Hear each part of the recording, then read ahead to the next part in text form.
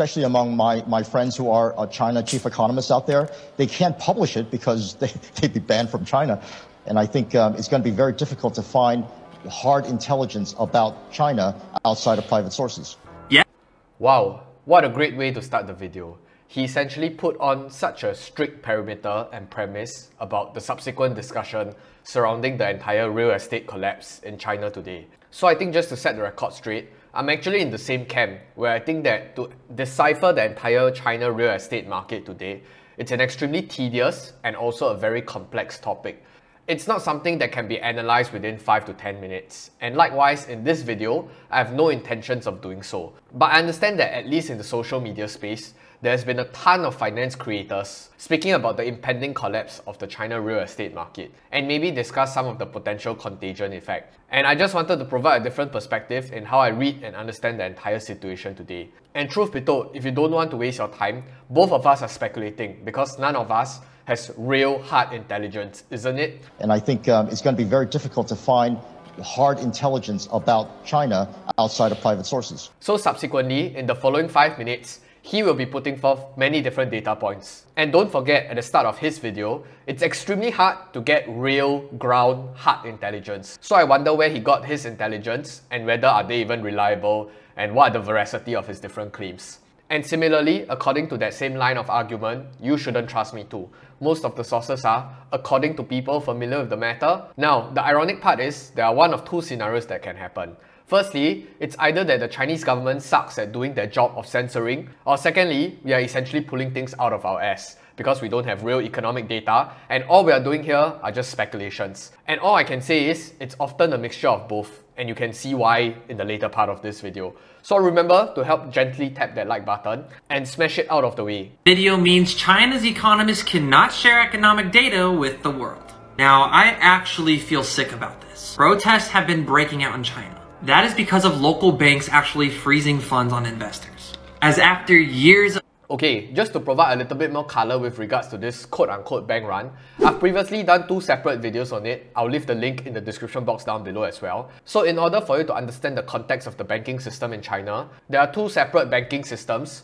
One is the local banks and one is the central banks. And it's the 4 big banks: ICBC, PBOC, CBC and ABC. I'm 99.9% sure that they wouldn't go default and there wouldn't be a bank run problem because the Chinese government is probably going to underwrite every single risk that's going to happen to them in the event, touch wood, that they would really fail. And that would definitely be catastrophic. And on the flip side, when you're talking about the local bank, that's when all the nasty disaster is happening today. And just to keep this discussion clean, many of these banks are currently alleged by the China Banking and Insurance Regulatory Commission that they are in a financial fraud probe. So it has nothing to do with real estate, but it has everything to do with nasty actors that essentially skirted the laws of the country. So in this particular short snippet of a TikTok, if you're talking about the Chinese real estate collapse, I don't really understand why you're talking about this bank run problem when it's not really directly related. But of course, it fits in the entire narrative that, hey, China is essentially collapsing. So I guess I'll give you the benefit of the doubt, but if you have other data points to prove me wrong, please send me an email.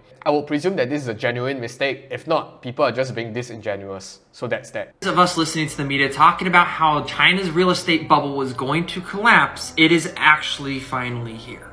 Now, before I explain how this will affect the US markets. So this entire quote-unquote real estate collapse have been in the media cycle since 2020, ever since the Chinese Communist Party has introduced the 3 red line policy back in August of 2020 if I'm not wrong. And of course, in every crisis, it takes time for people to solve problems. We don't have a genie bottle and we're not granted 3 wishes. And the 2 possible outcomes. Make sure you save this video, as you know this app is owned by you-know-who, and it will probably be taken down. So scary. I wonder why this video is still on the platform. If you've been sleeping under a rock, you would know that Evergrande defaulted on their debt last year. Being compared to the Lehman Brothers Bank of the '08 crash for the US stock market, this was supposed to end the real estate market for China. However, defaults on loans have been occurring for years. The first one in 2014, the second one in 2015, and pushing upwards of almost 100 since then. However, Evergrande is the biggest domino to fall, and now it's just a matter of time. How do we know this just isn't the boy who cried wolf for the 100th time? It's because this all started with local government financial vehicles. This was a funding mechanism that was created by local governments in China that usually existed in the form of an investment company. That company would sell those bonds to the bond market. This capital was used to finance all the real estate development over the last decade in China and made up over 39% of the outstanding corporate bonds from China's domestic bond market. And this is the most risky scheme we have seen since synthetic CDOs back in 2008. In fact, it is so bad, the US isn't even allowed to audit any of these companies because China is... Okay, there is a mixing of concepts here again. In the first part, where he was discussing about how the Chinese government and the different developers structure the different investment vehicles and how they essentially raise money and raise cash, I think I have no qualms with that because that's essentially explaining a financial concept. On the next part, when he started talking about, how the US-China is currently embroiled in this entire auditing and delisting tension, it has zero link with the real estate crisis. If you were to just look at this article that he linked here, they're talking about companies like what? JD.com, Alibaba. All those companies are what? Financial holding companies that are spun off from the vehicles of the government to help loan money to these property developers. I don't get it. Maybe if you're arguing that some of these property developers or even some of these big banks are listed in the US exchange trying to raise capital from international retail investors, maybe in that particular scenario, it might make a little sense. But that's it. This entire delisting issue, it started from the HEFCA Act that was signed by President Donald Trump and it has been dragging on until today. I don't understand how this is related to the real estate collapse. So please be cognizant enough and don't just mix concepts together. Hiding a ton of debt. Let me simplify this so you understand what these vehicles were used for. The real estate market was booming. Every investor and foreign investor wanted to get their hands on China real estate. So much that China started allowing pre-sale investments, meaning they would sell these bonds, get capital from their investors, and then use that money to buy a property that didn't exist for years to come. The problem with this real estate development is that they kept doing this and a lot of the projects never ended up actually getting completed. And now over 225 million in square feet, whether it's not completed or vacant, is just sitting there. Why? Because through COVID-19, all of these supply guts, all of these real estate companies have run out of capital and cannot continue to build, meaning no cash flow. And all these investors who have invested into high-risk bonds are now threatening to not pay their mortgage payments on a house that... Wait, I'm slightly confused. All these investors in high-risk bonds are not paying... That doesn't exist, which on a house that doesn't exist. Maybe some of you might want to clarify in the comment section. I'm not following the argument here. Honestly sounds fair and is why everybody is protesting. But the problem with this is with no... Wait, there is a lot of concepts being thrown here. Firstly, I don't think retail investors have access to all these high-risk bonds. Even if they do, they are not the biggest back holders in this case. Most of them are international corporations out there, your big banks like your HSBC, UOB. Many of them have already started suing many of all these property developers. Secondly, all these big banks are not protesting. If you're gonna mix it back to the concept of people protesting for the bank run, it's a totally separate issue.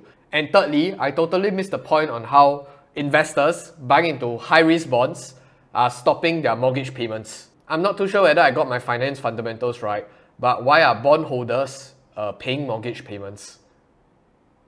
That didn't sit quite right with me. Investors, especially domestic, wanting to invest into the real estate market means all these financial, corporate, construction, development companies are going to start defaulting on their loans. And the central bank isn't going to bail them out. Well, they just issued a plan for a $44 billion real estate fund. This was just trying to bring a little bit of retail confidence back into the space. President Xi is getting re-elected in October. With the failing economy and Nancy Pelosi just slapping him across the face while she visited Taiwan, he needed to bring back consumer confidence as it has absolutely plummeted over the last 3 months, as well as their GDP growth and consumer and factory data. But here, I wonder how he got all this hard intelligence, or maybe they're just painting a different story. But it's quite ironic how he started the video by playing a clip saying that all this data that you get in the online domain and from whatever sources that he has and all the different screenshots are probably fake, and he goes along and starts citing them and saying that, oh, this is bad, that is bad, etc. I think just to give a very broad-based opinion of my own, it's true, the Chinese real estate is experiencing a crisis right now. And especially in a crisis, consumer confidence is going to plummet, GDP growth is going to slow, and many of all this subsequent contagion effect is going to happen. If not, why is it called a crisis? If none of this is going to happen and everything is fine and dandy, people would say it's a real estate boom rather than a real estate crisis, right? So I also don't wish to belabor the point. But I think just one additional opinion I wanted to add onto this entire real estate kerfuffle. Many YouTubers or many TikTokers are going out explaining the entire Ponzi scheme that was established in the Chinese real estate market, where many of all these real estate developers are taking money from the normal people, and rather than continuing on with the development and building of the homes itself, they went on to start buying into more lands from the Chinese government, and it essentially feeds into a Ponzi cycle. And all I can say is this: many of these developments thus far and the explanations by all these finance influencers are definitely right. They're right in their own ways, and they're just essentially explaining what a Ponzi scheme means. And if you were to really trace to the root of the problem, I think it voices down to one word and one word only. It's greed. And similarly, for the bank run problem in Henan, when the whole news broke out about the protests in front of the central bank, many of them were saying that, oh, they put their money with the local banks instead of the central banks because of quote-unquote marginally higher interest rates. And then when a report was out from South China Morning Post, they actually said that the interest rate that Bank of China offer, which is one of the big four central banks in China, was offering around a 2.75% interest rate on a 5-year deposit. And then subsequently, it's discovered that all these local banks were offering around 4.5 to 5.5% a year in terms of their deposit products. So people then naturally shift to the local banks. And then when the local banks run away with your money, they are embroiled in this kind of financial fraud, then people are asking, oh, return me back my money, oh, they scammed me, etc, etc. And similarly, if you were to pivot back to the property sector in China today, it's the same thing. All the developers were fighting for lands, and they just wanted to leverage themselves up to the T, to get more projects, to get more buy-ins, and to try to book in more profits. Which is why the Chinese government recognized the problem, and then they introduced the 3 red line policy in August 2020. Of course, naysayers can argue that they could have done it earlier. And I do agree, there are many things that are done imperfectly and they could have done better, and to learn from their mistakes. But this entire popping of the real estate bubble was a government-induced policy action. Here's where it gets worse. China only has about $3 trillion in US reserve currencies. But the debt from this real estate bubble is estimated to be over almost 50% of China's GDP growth right now. And the only number we have is from 2020, which is 45 trillion yuan, roughly $7 trillion. And that doesn't include their public debt. So it's fair to assume that they are well over $10 trillion in debt, which means no government. Wait, this is another argument that I don't understand. So it claims that China has 3 trillion in terms of foreign reserve currency in USD. And he subsequently claims that there is minimally $10 trillion worth of public debt in the real estate crisis. So what's the point? If the real estate debt is denominated in renminbi or the Chinese yuan, they can just print their way through. This debt is not owed in foreign currency. So I don't understand the concern here. Government bailout is coming, which means all your local banks. Why? Why is no government bailout coming? The government can just print to win. That's the role of the central government. Are going to struggle and default on these loans, causing... Why are the local banks going to struggle and default on these loans? I have so many questions but so little answers. More protests as consumers cannot pull out their funds from their local banks, causing... See? Mixing of concepts again. I hope that I did a proper job in explaining in the first part of this video. All of the real estate markets and development companies to go under, an economic recession. So these are the two ways many people already argue that China is in a recession, so yes. I believe it plays out. One is very simple. The government actually just prints a ton of money.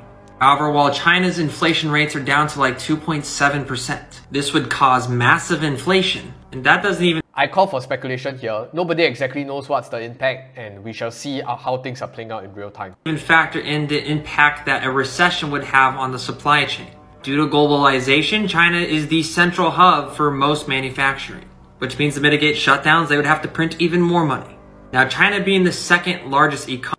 I don't get it. After you print more money, but your global supply chains are still being affected, nobody is producing your goods, what's the point of having so much money and so much unemployment checks? It doesn't check out right. Economy, it's hard to put a time frame on this. My guess is we could see something before the elections in October for President Xi, who will approach his 3rd term. Or, and I want to be wrong on this one, if these dominoes were to continue to fall over the next few months or a year, the likelihood of an invasion to Taiwan could increase drastically, as it would be a massive excuse to all of the money printing they're going to have to do. It would help with their labor productivity if there were to be an economic collapse and unemployment go through the roof. If they really wanted to United... I don't get it. How do you talk about the real estate collapse and then you say that the Chinese government cannot print? And if the Chinese government do print, and then they start invading Taiwan to try to serve it as some sort of an excuse.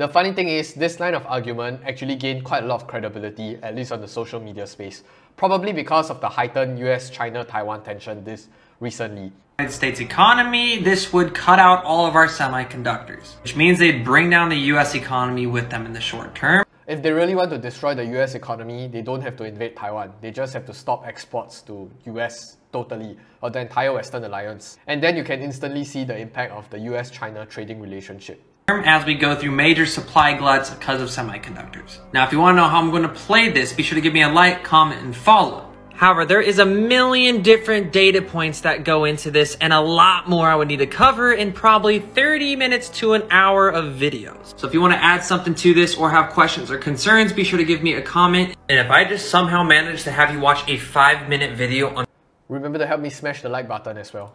TikTok, that means you definitely should check out the Discord link. Oh, Crypto Night. Didn't know people are interested in the Chinese real estate sector as well. Link in my bio, where I host huge classrooms with one coming out tomorrow where I go in depth on all these conversations, going through all these tabs and data points and notes with you guys. By the way, this was never a competition of how many bookmarks you can save or how many notes you have written down. At the end of the day, it has always been about the validity of your assertions and the veracity of your claims. Be careful, Chairman C is watching you. Anyhow, I hope you enjoyed this discussion, and with that, I'll see you in the next video, but more importantly, I will see you on the moon. Goodbye!